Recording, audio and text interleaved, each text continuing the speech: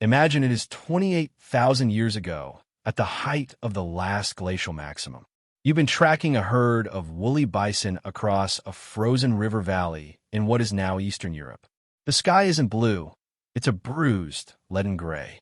The sun set at 3 in the afternoon, and the air doesn't just feel cold, it hurts to breathe.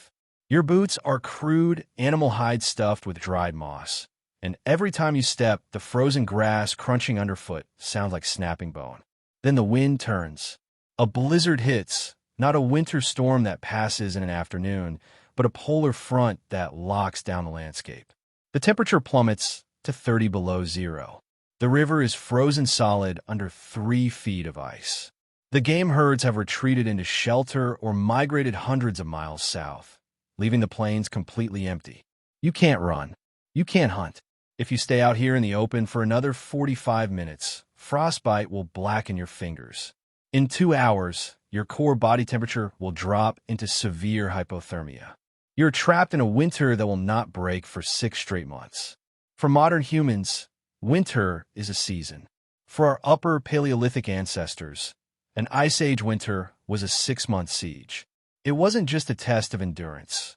It was an existential bottleneck that wiped out entire lineages, reshaped human genetics, and forced our species to invent technologies that changed the course of history. When winter arrives today, you adjust your thermostat. You put on a heavy coat, turn on the heated seats in your car, maybe sip a hot cup of tea, and look out the window at the snow. The cold is a scenic backdrop. It's an excuse to stay inside, watch movies, and order food. For an Ice Age human 30,000 years ago, that exact same snow was a ticking clock with 3 lethal mechanisms. First, caloric exhaustion. In sub-zero conditions, the human body burns calories at an astonishing rate just to maintain a core temperature of 98.6 degrees Fahrenheit. A hunter-gatherer moving through deep snow required anywhere from 4,000 to 5,500 calories a day simply to stay alive. But in midwinter, plant food was entirely gone, buried under snow or dead, and game was scarce. Surviving winter wasn't just about finding food.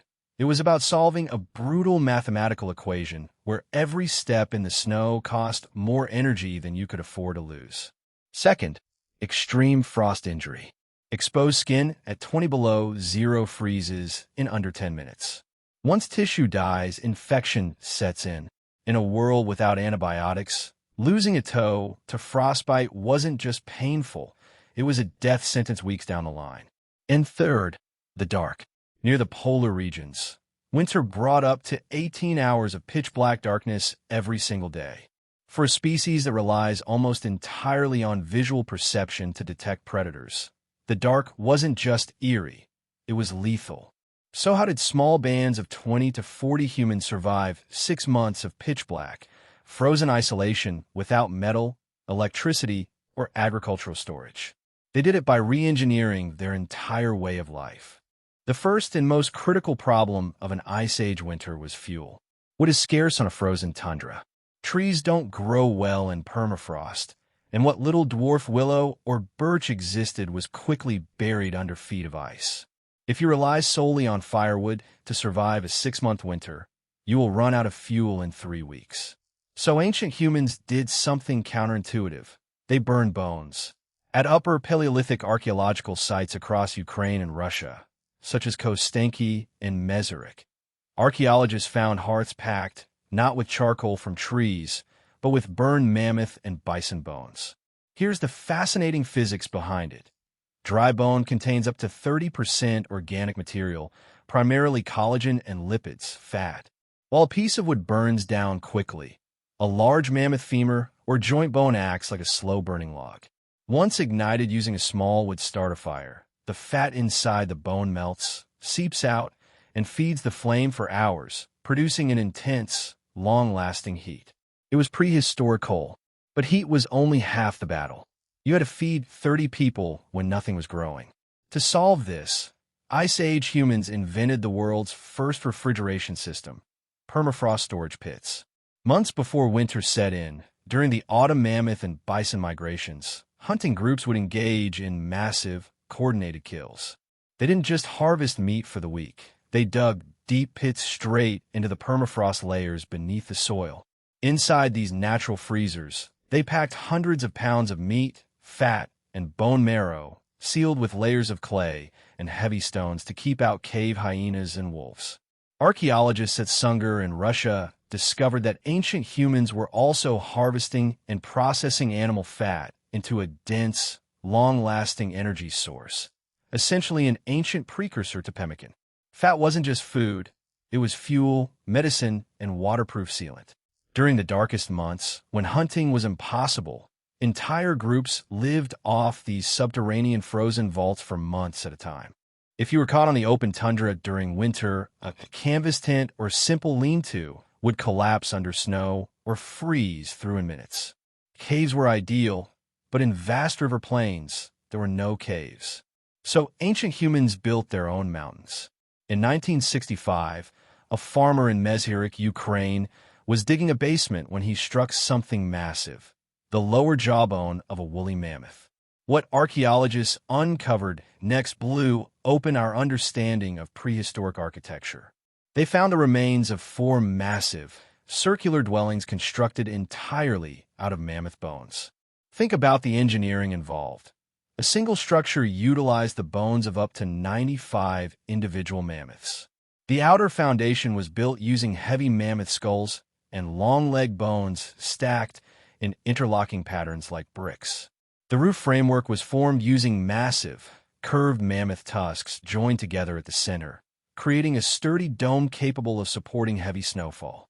Over this skeleton of bone, they stretched multiple layers of mammoth and reindeer hides, sealing the seams with animal fat and moss insulation. Inside, these structures were surprisingly warm. The thick bone and hide walls blocked 50-mile-an-hour Arctic winds. A central hearth provided heat, while internal pelt linings trapped body warmth. Soil analysis inside the Mezhyrich dwellings revealed distinct rooms or zones.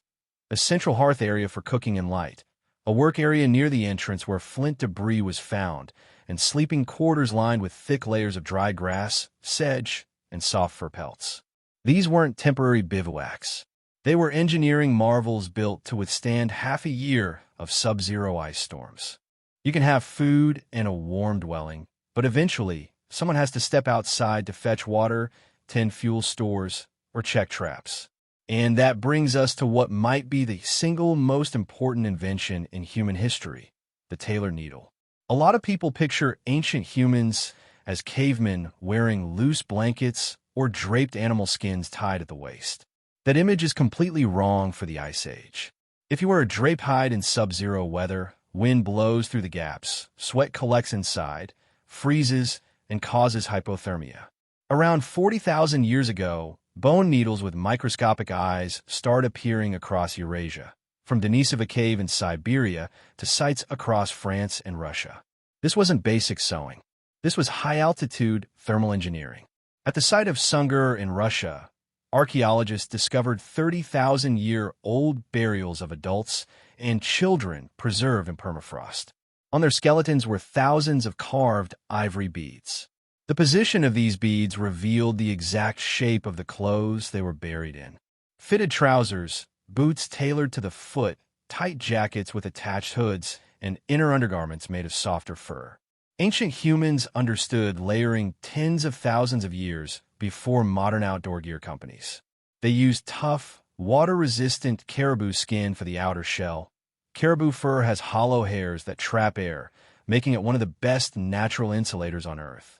For inner layers, they used soft Arctic fox or hare fur facing inward against the skin to wick away sweat.